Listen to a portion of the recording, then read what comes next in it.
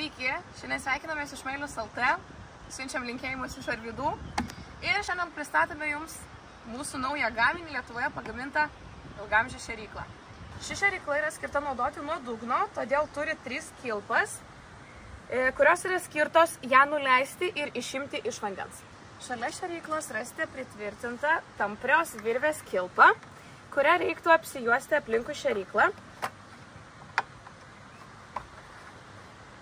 Jis skirta įsidėti šviežiai žoliai, taip pamaitinant augmeniją mintančius amūrus.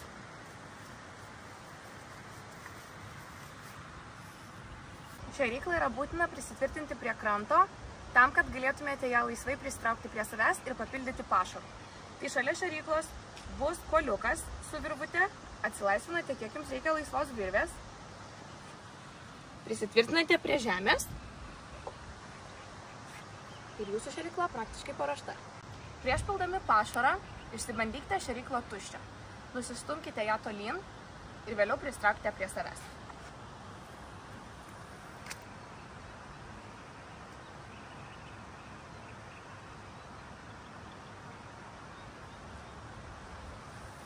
Aš matau, kad šėrykla pildosi vandenuku, o tai yra geras ženklas.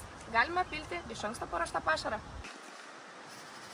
Jeigu pašaro naudojame mažiau negu 1 kilogramą, jį turime susišlapinti vandeniu, tam, kad jis pasunkėtų ir suliptų į tokius kaip kukuliukus.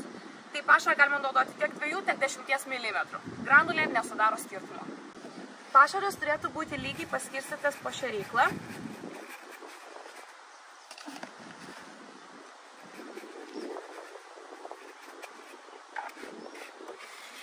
Tam, kad iš visų pusių jis skęstų vienodai. Šėrykla paruošta žuvyčių šėrimui.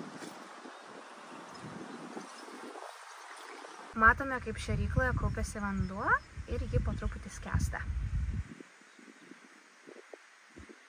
Ir štai atėjo tas momentas, kai šėrykla nugula ant dugno. Kartu su pašaru bei žalyte. Kai žuvytės ištuština šėryklą, ji iškyla. Ir mes galime ją įsitraukti prie kranto tolimesniam papildymui.